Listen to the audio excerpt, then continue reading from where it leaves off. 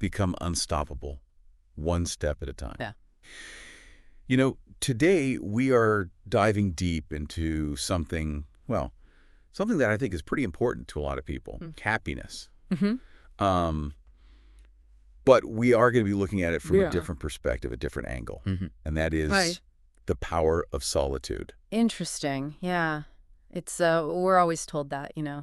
happiness comes from, Right, our relationships and being surrounded by people. right, exactly. But what if that's not the Yeah. whole picture? Yeah, exactly. It's like Yeah. we're taught to fear Mm-hmm. being alone, like it's like a failure or something. Yeah. Yeah. But what if that fear Yeah. is actually keeping us from a Mhm. deeper, Yeah. more authentic kind of happiness? What if true happiness starts with Yeah. ourselves? That's what we're exploring today. Yeah. That's exactly it. Yeah. And what if embracing solitude, that time spent with ourselves, is the key to unlocking a happiness that's unshakable? Right. A happiness that can't be diminished by, Right. external circumstances. That's such a powerful idea. Yeah. But if we're always looking Yeah. to others for validation or entertainment Right. or a sense of belonging, Yeah. how do we even begin to cultivate that kind of inner strength? It starts with a fundamental mindset shift. Okay. Recognizing that you are already complete. You don't need anyone else to make you whole. Right. True happiness isn't about finding someone to complete you. Yeah. It's about recognizing that you are already whole Yeah. and then choosing to share your wholeness with others. I see. Okay. So I'm starting to see how this connects to the idea of unshakable happiness. Yes.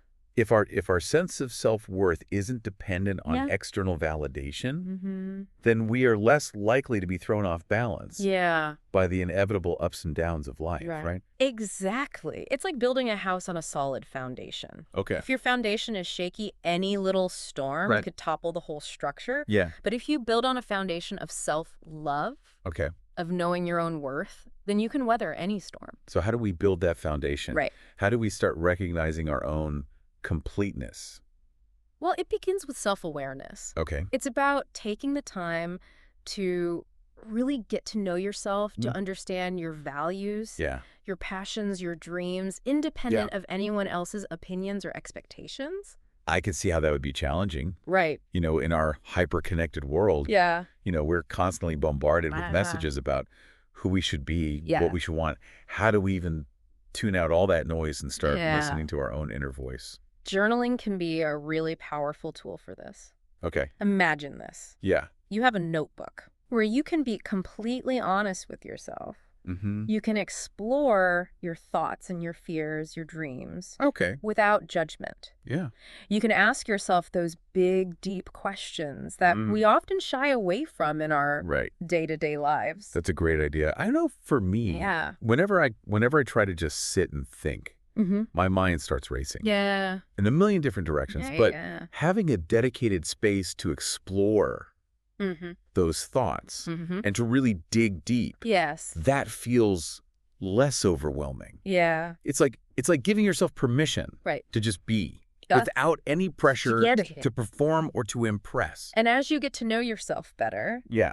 you'll naturally start gravitating Mhm. towards activities that truly fulfill you. Right. Maybe it's reading, painting, Yeah. hiking, learning a new skill, Right. working on a passion project. Yes. I mean, the possibilities are endless. And I think we all have those. Perfect. We all have those activities Yeah. that make us Yeah. completely lose track of time. Yeah. Right. We get so engrossed in them Yeah. that the outside world just fades away. Yeah. And that's a sure sign Yeah. that you've tapped into something that truly Mm-hmm. lights you up from the inside. Absolutely.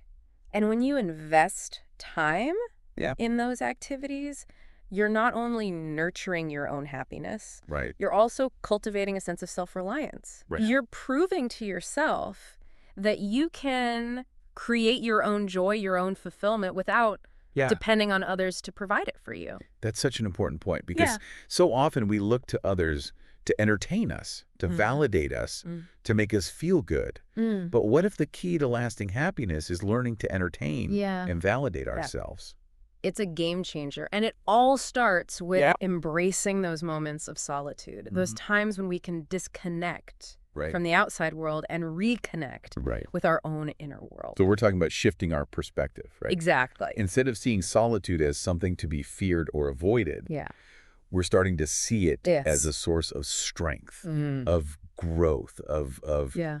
deep, lasting happiness. Exactly. And it's not always easy. Yeah. Especially in our hyper-connected world where we're constantly bombarded Right. with messages that we need to be constantly connected, constantly doing, constantly achieving, Right. but the rewards are Yeah. immeasurable. Okay. I'm starting to feel that shift happening within myself. Good.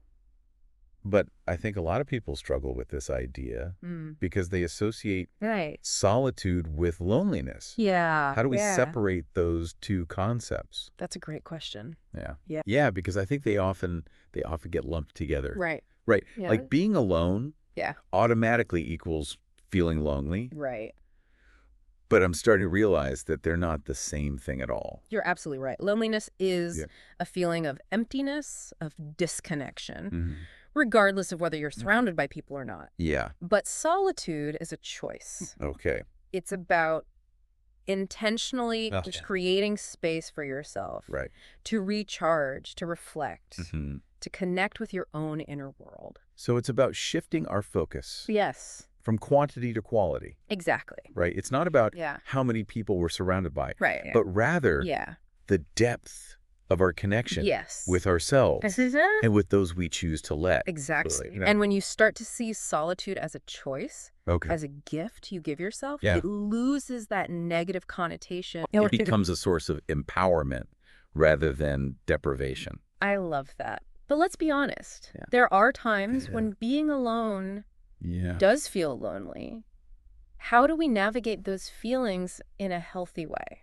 Well, first acknowledge that. Yeah. You know, feeling lonely is perfectly normal. Right. It's a human emotion just like happiness or sadness. Yeah. So instead of trying to suppress it Right. or distract yourself, allow yourself Yeah. to feel it, explore it. Mm-hmm.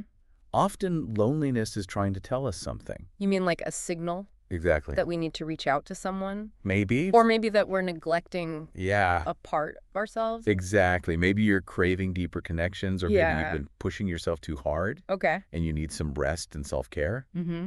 Listen to what your loneliness is trying to tell you Yeah. and respond with compassion and understanding. So it's about treating ourselves with the same kindness Absolutely. we'd offer a friend. Yeah. Who was feeling down. And it's also helpful Yeah. to have some strategies in place Yeah. for dealing with loneliness when it arises. Mhm. Maybe it's calling a friend, going for a walk in nature, Yeah. engaging in a favorite hobby, or simply doing something kind for yourself. Oh, right. Yeah. Yeah. It's like having a toolbox full of Exactly. self-care practices that we can draw on Mhm. whenever we need them. Yeah. But Mhm. even with those tools, Yeah. I think one of the biggest obstacles Yeah. to embracing solitude is the fear of missing out. Right. That feeling that if we're not Yes. constantly connected, we're Yeah. somehow Right. falling behind. FOMO is real. Yeah. It's especially potent in the age of social media, Right? where we're constantly bombarded with Yeah. images of other people's seemingly perfect lives. Yeah.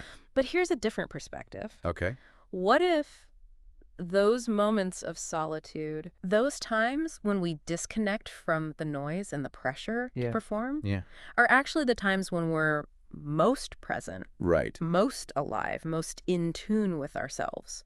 You're talking about flipping the script, Exactly. right? Instead of fearing missing out, Yes. we start embracing the joy of missing out. That idea of JOMO, Yeah. Yeah. Finding contentment in the stillness, Yes. in the space between the doing Hmm. and the achieving. Exactly.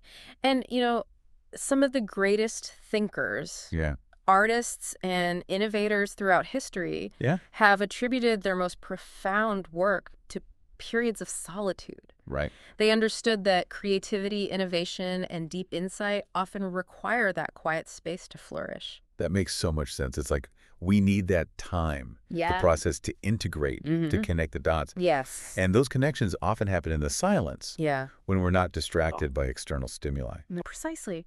So instead of fearing solitude, Okay. start seeing it as an opportunity, Mhm. an Yeah. opportunity for growth, Right. for creativity, for self-discovery, Yeah. for deep, meaningful work. Okay, I'm starting to get Yeah. really excited about the possibilities here. Yeah. But for someone who's used to constantly being on the go, constantly connected, Yeah. how do we even begin to create those pockets Right. of solitude in our lives? It starts with setting boundaries. Okay. It's about learning to say no to things Mm-hmm. that don't align with your values Right. or your goals. Okay. It's about prioritizing your own well-being, Yeah. even if it means Mm. disappointing others. I think that's a huge hurdle for a lot of people. Yes. Especially those who are Right. naturally inclined to please others. Yeah. It can feel selfish to prioritize our own needs, Yeah. especially when we're used to Yeah. putting everyone else's needs first. I understand that. But here's the thing. Okay. You can't pour from an empty cup. Right. If you're constantly giving yourself away to others, Mm-hmm. you'll eventually have nothing left to give. That's such a powerful analogy. Yeah. It's like we need to refill our own cups first Exactly. before we can truly give to others in a sustainable way. And solitude is one of the best ways to Right? refill your cup. Yeah. It gives you the space and time to Mm. recharge, to reconnect with yourself, Right. to nourish your own soul. So setting boundaries is really an act of self-care, Yeah, not selfishness. absolutely. And it's also about respecting Okay. your own time and energy. Yeah. It's about recognizing that your time is valuable and that you have the right to choose Right. how you spend it. Okay. I'm starting to feel more empowered Good. about this whole idea of setting boundaries. Yeah. But what about those times Yeah. when we do have to engage Right. with the outside world? Mm. How do we stay grounded and centered? That's where mindfulness comes in. Okay. It's about learning Yeah. to be fully present Mm-hmm. in each moment without judgment or resistance.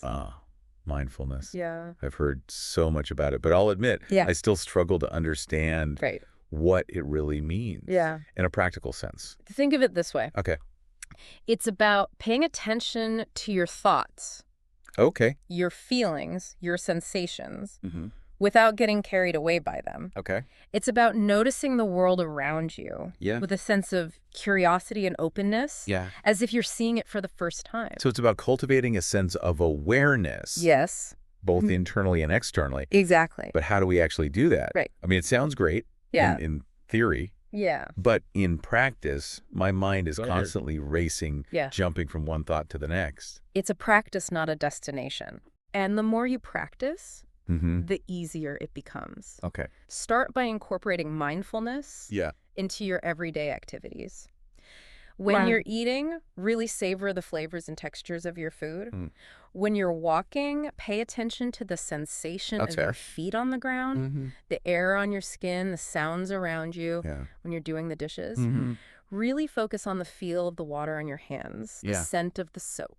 I'm starting to see Yeah, how this connects back to the idea of solitude. yeah.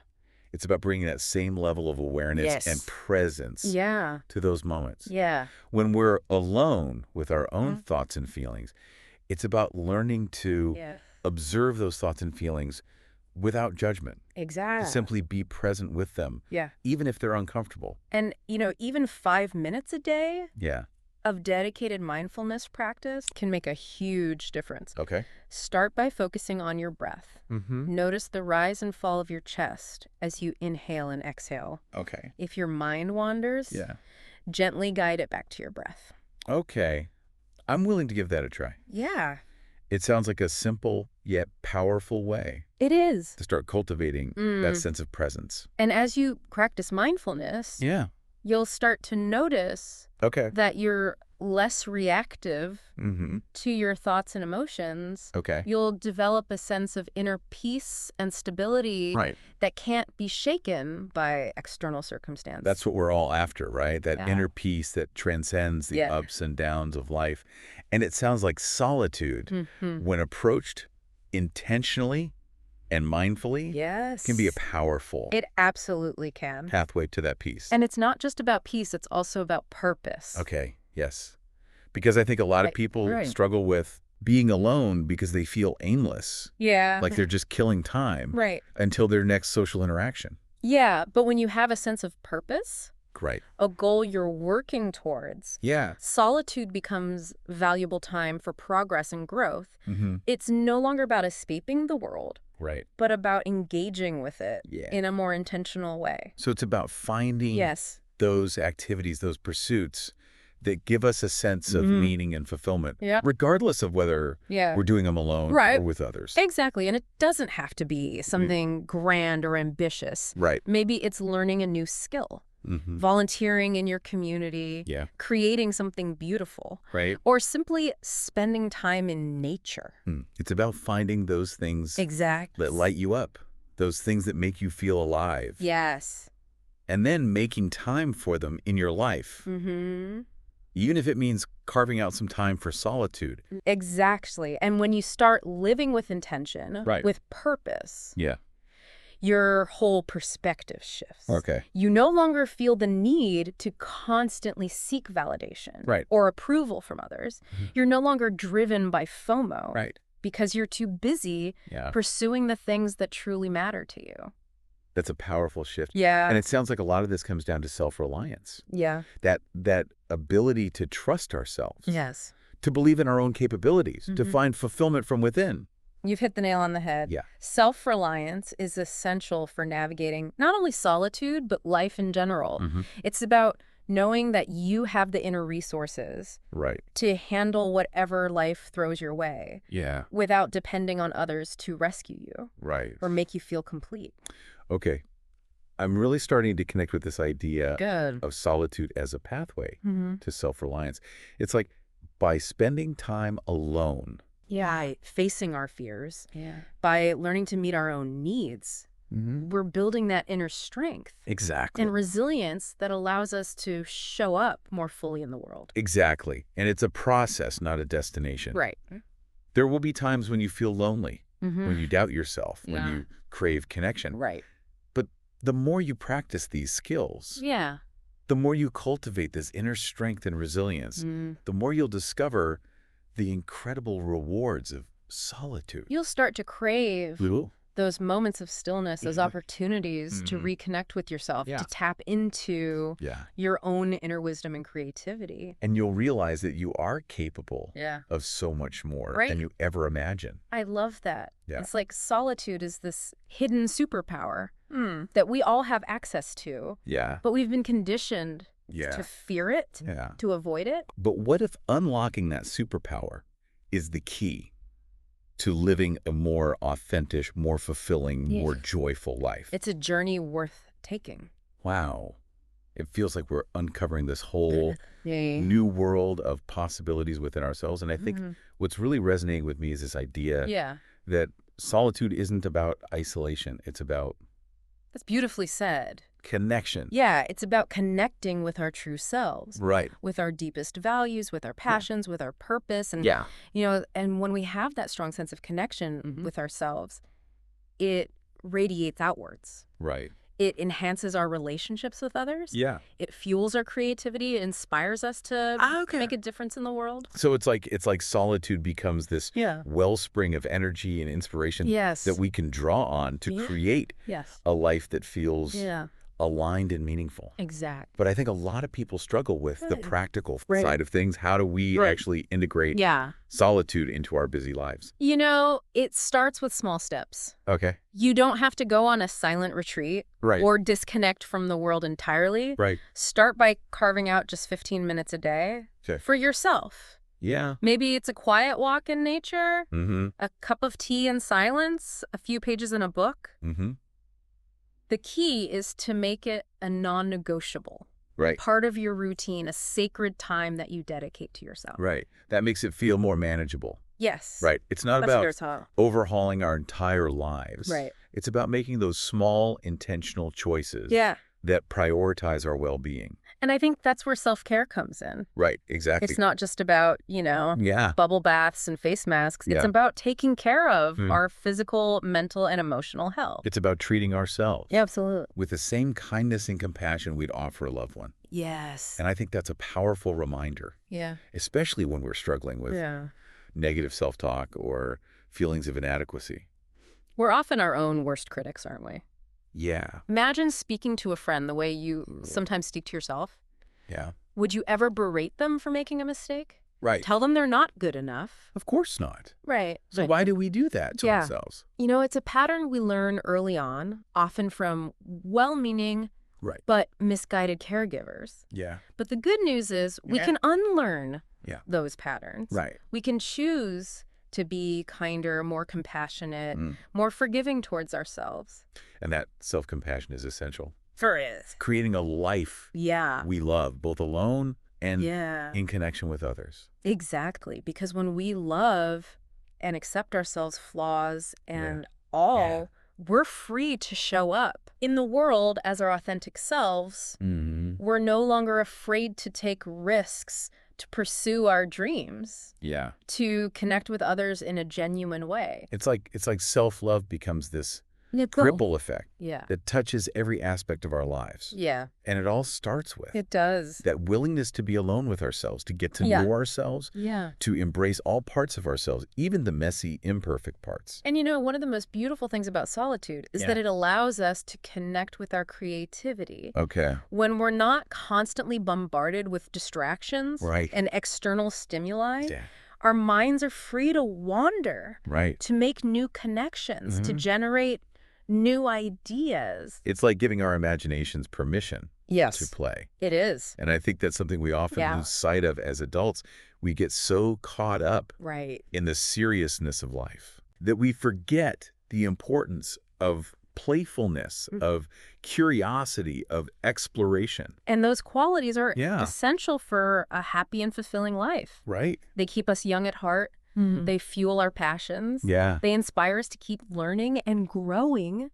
This has been such an incredible deep dive. I feel like my whole perspective on solitude has shifted. Good. It's no longer something I fear or avoid. Yeah. It's something I embrace. Yeah. Something I crave. That's wonderful to hear. And remember, it's a journey, not a destination. There will be times when you struggle, when you feel lonely, when you question yourself. Right. But keep coming back. Those core principles we've discussed. Self-awareness, self-compassion, self-reliance, mindfulness, purpose, boundaries, and creativity. Those are our guiding stars on this journey, Yes. the self-discovery. And the more we practice, the more we integrate those principles into our lives, the more we'll experience that profound joy and fulfillment that comes from truly being at peace with ourselves. And that's a gift that no one can ever take away from you. Absolutely.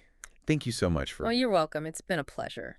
Sharing your wisdom with us today. And to all our listeners, we'd love to hear your thoughts on this deep dive.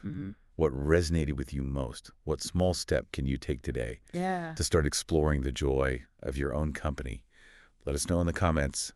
And if you enjoyed this episode, make sure to subscribe and share with your friends. Yes. Until next time, keep diving deep.